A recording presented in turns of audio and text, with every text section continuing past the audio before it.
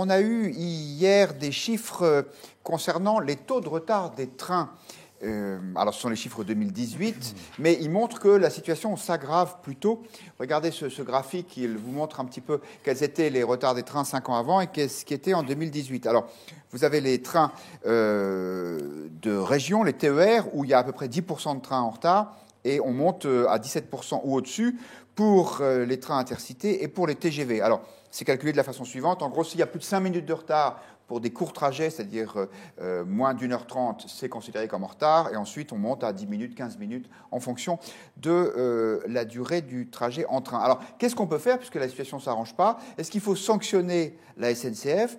Alors, les sanctions existent déjà théoriquement, notamment à travers un système de bonus-malus qui est mis en place par les régions, notamment en Île-de-France. Je parle sous le contrôle de Maxime Desgaillets. Vous avez raison.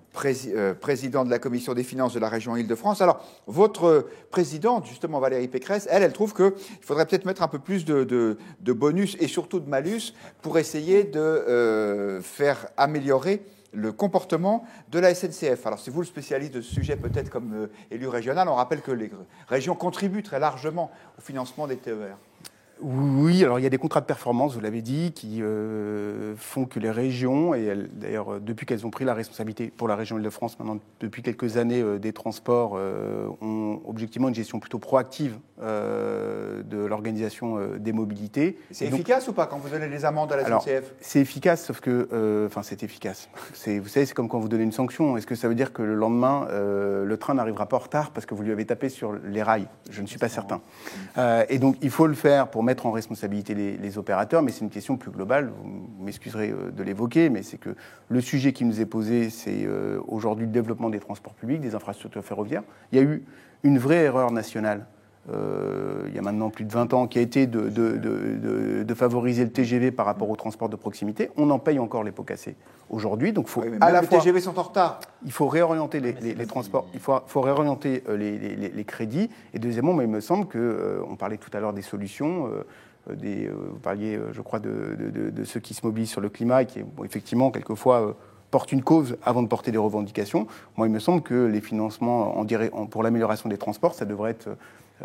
ça s'inscrit totalement dans le changement de notre économie. Donc, c'est surtout un et donc, on pourrait imaginer que les investissements en matière de transport sortent des 3% du critère de Maastricht. Il faudrait qu'on mette les investissements qui aillent en face des besoins qui sont les nôtres. Adrien Matou. Alors oui, en fait, le problème vient de l'entretien du réseau. Vous l'avez souligné, les TGV sont aussi en retard. Mais c'est parce que les TGV utilisent en partie le réseau. En fait, ils n'utilisent pas que les grandes lignes qui ont été construites dans les années 80. Ils utilisent l'ensemble du réseau. Je vais vous citer le rapport Spinetta. Vous vous souvenez, c'est le rapport qui préconisait de fermer les petites lignes. Donc, ce n'est pas un rapport de bolchevique que je vous cite. L'ancien président d'Air France. Oui, le réseau ferroviaire français a fait l'objet d'un sous-investissement massif dans la maintenance depuis la fin des années 70, en raison d'arbitrages budgétaires qui ont favorisé le développement du réseau et la construction des lignes de TGV au détriment du réseau existant. Donc on a là un premier facteur, et ensuite on a eu les grèves pour la réforme de la SNCF qui ont causé des retards et des annulations de trains, et en plus il y a eu des intempéries dans cette année-là. Mais en fait, j'ai envie de vous dire que la question des sanctions, c'est comme si je vous disais de faire le Figaro avec 2 fois moins de journalistes, et que le lendemain je disais « Ah bah il y a des fautes d'orthographe, donc je vais vous taper sur les doigts ». Ça me paraît pas forcément très efficace, quoi. Vous en pensez quoi, Nicolas Lecossin? Ce qu'on dit de l'autre côté de la table, c'est assez classiquement, c'est un problème de manque de moyens. En partie. Non, pas du tout. Mais ça, j'ai écrit. Ça fait des années. Ça fait des années que j'écris sur la SNCF et j'ai dans mon bureau des piles de rapports Spinetta, Cour des comptes, il y en a plusieurs, Assemblée, Sénat et j'en passe, européens aussi qui font des comparaisons. Il ne faut pas oublier que la SNCF reçoit plus de 13 milliards d'euros par an de la part de l'État, des collectivités locales, et que ça coûte très cher. Ça coûte très cher. Il n'y a pas vraiment de contrôle. Et s'il y a des contrôles, et s'il y a des punitions ou comme vous le dites, là, c'est le contribuable qui paye. La SNCF n'est pas du tout efficace. Pourtant, elle investit à l'étranger. Elle a beaucoup plus d'employés que ses concurrentes, que Deutsche Bahn, que d'autres compagnies ferroviaires. Le rapport Spinetta dit très bien qu'il y a un sous-investissement, mais pas qu'il n'y a pas d'argent. à la SNCF. Qui est mal orienté. Qui a été orienté vers les TGV. Il y a aussi 200 millions de la Sauf communication. que les par réseaux, exemple. les réseaux régionaux sont vides, les trains régionaux sont vides. C'est ça ce que dit le ça rapport change, Spinetta. Non, Spinetta, oui, mais sauf que ça beaucoup. change beaucoup aujourd'hui. Ça change beaucoup. Bah oui, c'est ce que dit le rapport. C'est pas le seul rapport. Ouais, mais vous savez, il y a des trains, même Spinetta peut se des TER qui sont vides, tout simplement. Donc il faut quand même prendre des décisions et ne pas faire payer les contribuables 2 ou 3 ou 4 fois le billet de train. Sur Twitter, vous considérez à 75% qu'il faut sanctionner la SNCF pour les retards. Et voici quelques commentaires en vrac. Volpazu qui dit « Il y a surtout un manque d'entretien général ». Bronito, lui, relativise « Pour avoir pris le train à l'étranger, j'ai du mal à me plaindre de la SNCF ». Nicole nous dit, comme certains des intervenants autour de ce plateau, le problème c'est qu'on a tout misé sur le TGV en laissant tomber les lignes classiques.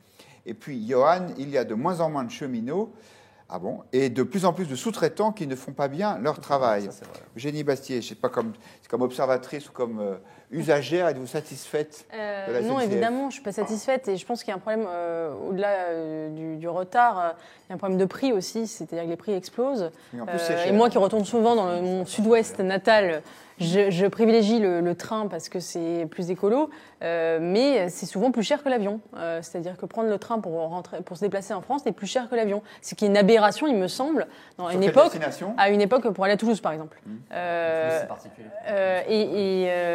Et je trouve qu'à une époque où on nous parle sans cesse d'écologie, de nécessité de la transition écologique, ça n'est pas normal, ça devrait être moins cher le train que l'avion. Alors, je ne sais pas s'il faut casser les prix du train ou augmenter le prix de l'avion, justement en taxant le kérosène, par exemple, parce que c'est pas du tout incitatif. Non, mais en tout cas, pour les vols intérieurs, je vois pas, c'est pas normal, ça ne me paraît pas normal. Voilà.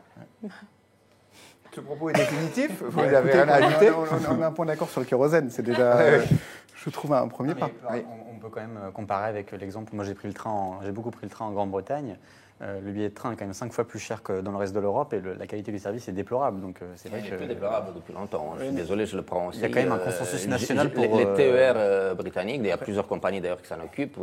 Ça marche très très bien. Et d'ailleurs, un classement européen, ils sont dans les 3 premiers. C'est pas l'avis des Britanniques pour le coup. Les Français sont derrière. Et peut-être, juste pour essayer un peu d'ouvrir le débat, il me semble que la question, c'est qu'il faut... Enfin, moi, je trouve qu'on est dans des contradictions et dans des injonctions contradictoires, d'ailleurs, bien souvent auprès des pouvoirs publics comme auprès des citoyens. C'est-à-dire qu'on ne peut pas expliquer qu'on va changer de modèle économique, qu'il faut se déplacer de manière différente, qu'il y a des enjeux d'aménagement du territoire et ne pas avoir de stratégie de développement de mobilité moins polluante. Or, ces dernières années, la seule discussion qu'on a eue, ça ne veut pas dire qu'il n'y a pas des améliorations à avoir, y compris dans le fonctionnement de la gestion. Là, je n'ai pas de difficulté avec ça.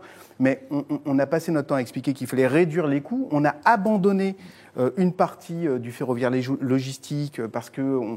Pour des questions de coûts de gestion de coûts de court terme. Et pourtant, le discours... Vous l'avez dit tout à l'heure, vous avez dit que quand vous ouvriez la télé, on parle toujours des problématiques climatiques. Eh bien, ces problématiques climatiques, il faut qu'on change de modèle. Là, il y a quelque chose qui cloche. Donc, si on décide véritablement de changer de modèle, on s'y met les moyens. Je parle encore de moyens, mais il me semble que non seulement on y met les moyens, mais en plus, on l'adosse à une vraie stratégie. Et moi, je termine par une ultime proposition. En changeant de modèle, on peut peut-être mettre un peu moins d'argent sur les régimes spéciaux de retraite des cheminots, qui comme ça travailleront un peu plus longtemps, et un peu plus sur le réseau. Mais ce n'est qu'un point de vue. Voilà, c'est fini pour ce soir. Merci beaucoup. Nous ne serons pas là lundi pour cause de lundi de Pâques, mais nous revenons mardi. Et d'ici là, joyeuse Pâques à tous. Bonsoir.